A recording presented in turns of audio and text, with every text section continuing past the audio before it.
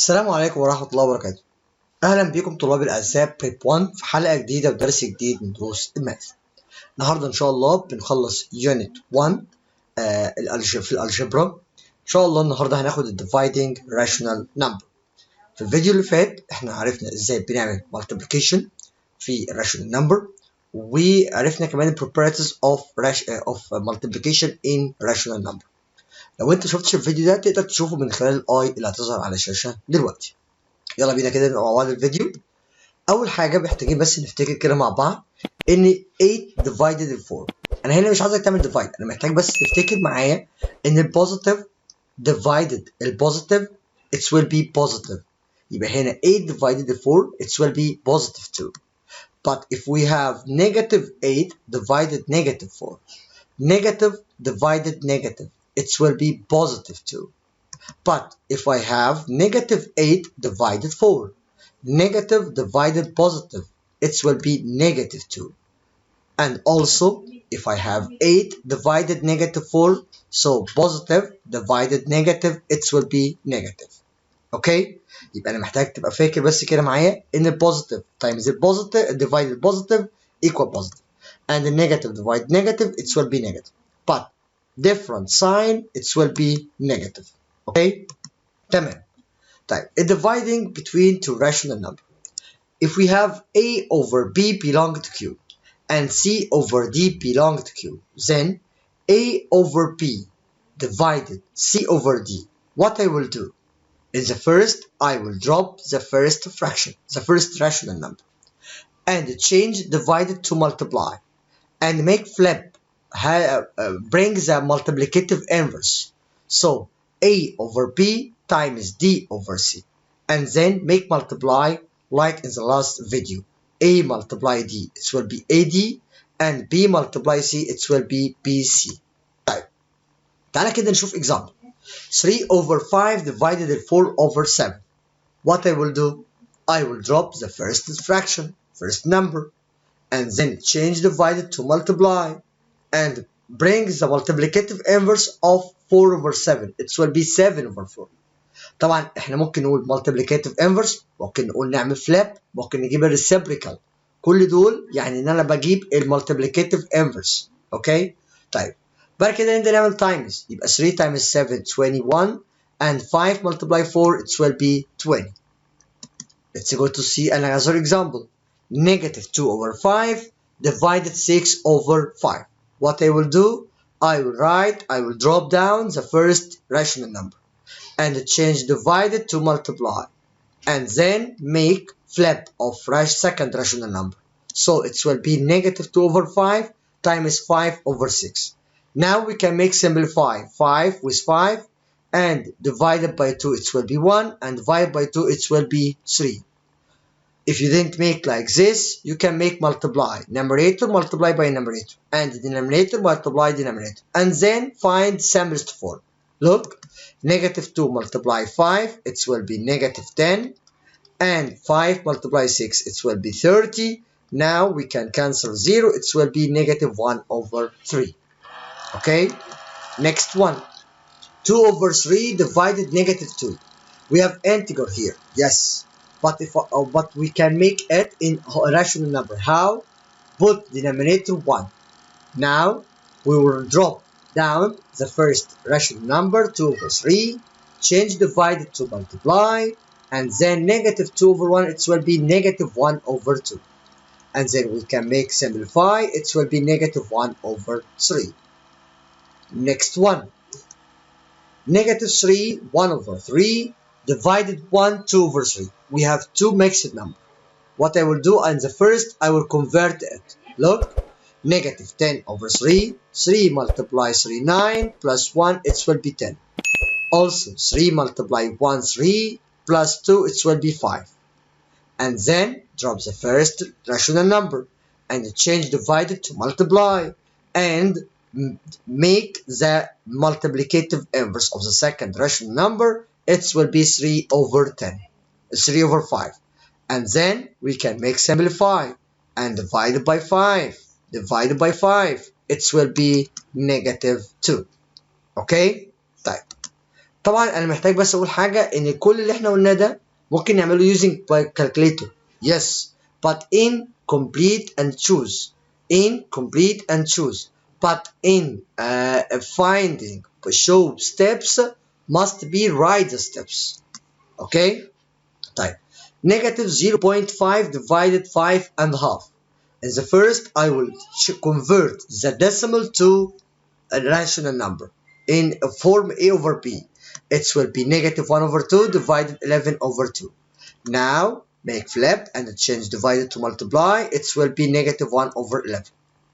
Next one, we have recurring decimal number. What I will do, I will write on calculator. It will be 1 over 3 divided 2 over 3. And then drop the first fraction and change divided to multiply. And second one, it changed to make multiplicative inverse. It will be 3 over 2. And make simplify, it will be 1 over 2. Next one, 30% divided negative 3 and a half. 30%, we can write 30 divided 100 or make simplify, it will be 3 over 10. And mixed number, it will be negative 7 over 2. And then make simplify, convert divided to multiply.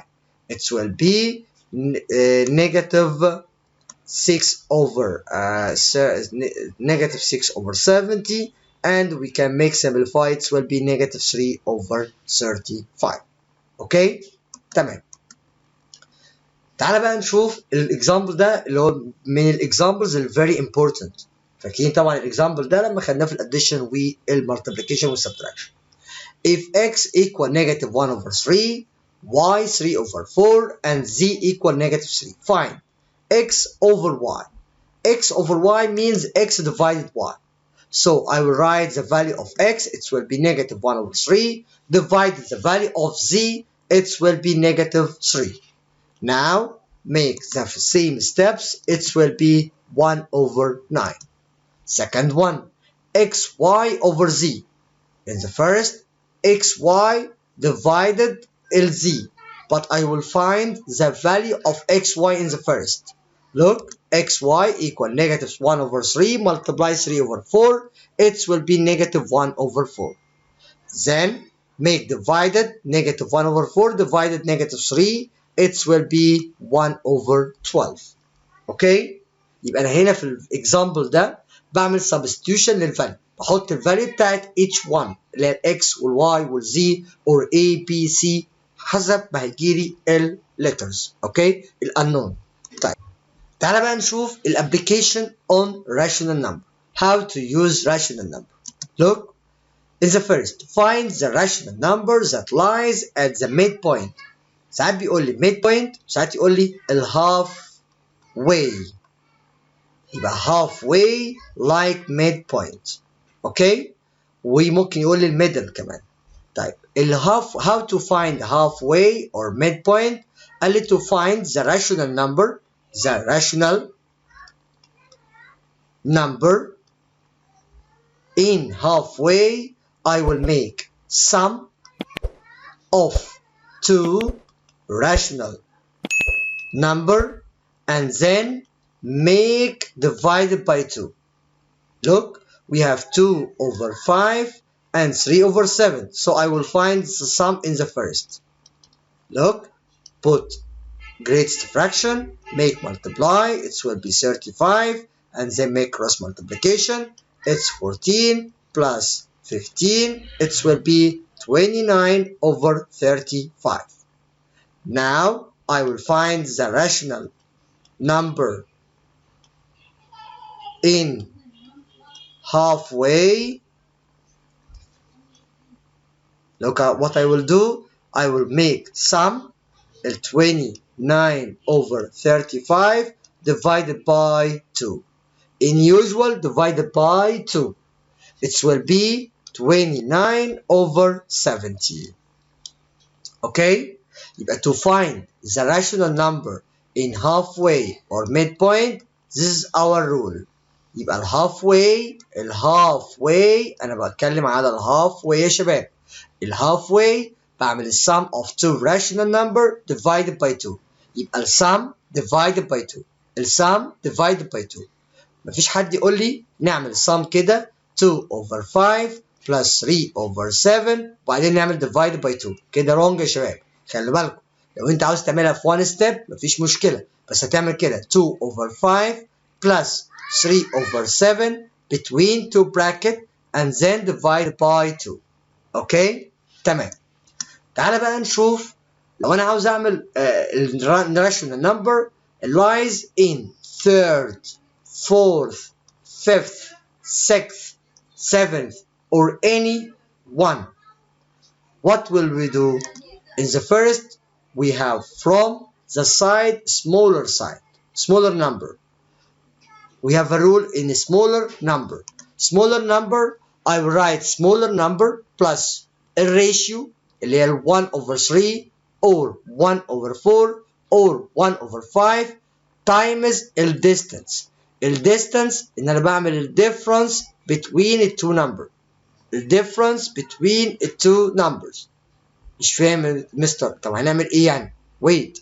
طيب لو انا عاوز من greater number يبقى greater minus الريشيو بتاعتك اللي هي third, fourth, fifth times the difference. يبقى تاني كده يا شباب from smaller side أو smaller number يبقى ال smaller plus ال ratio multiply ال difference. From greater number يبقى ال greatest number minus ال ratio multiply ال difference. هي دي الرول بتاعتي سواء في ال third way في ال fourth way في ال fifth way sixth way any way. طب تعالى كده نشوف example. Find the rational number lying at 1/4 of the way between -1 over 6 and -1 over 3 from the side of the smaller number. هو قال لك ايه؟ from a smaller number. يبقى in the first أنا محتاج أعمل determine الأول which one is smaller and which one is bigger. So I will make cross multiplication. 3 multiply 1 it will be -3 because we have negative here. 6 multiply -1 it will be negative. Which one is smaller? This is smaller. يبقى ده اللي smaller يا teacher. اوكي؟ طيب انت هنا عاوز rational number lying in 1/4 from a smaller number. يبقى ال smaller number هنعمل كده equal ال smaller plus ال ratio times ال difference. طيب ال smaller فين؟ ال -1 over 3 plus ratio اللي هي ال fourth يعني 1 over 4 يعني لو fifth تبقى 1 over 5 sixth 1 over 6 seventh 1 over 7 and so on. اوكي؟ يبقى عندك من اول ال third and so on times ال difference. ال difference هنا ان انا هعمل minus greater minus ال smaller يبقى -1 over 6 minus -1 over 3 يبقى -1 over 6 minus what؟ -1 over 3. طبعا لما اعمل minus هتبقى equal 1 over 6 يبقى هنا يبقى الديفرنس بتاعي هو 1 over 6. بعدين هعمل ده على الكالكوليتر teacher. يبقى انا كده عملت from smaller number. طب لو قال لي greater number يبقى ال greater number هيعمل ال greatest minus ال ratio multiply ال difference.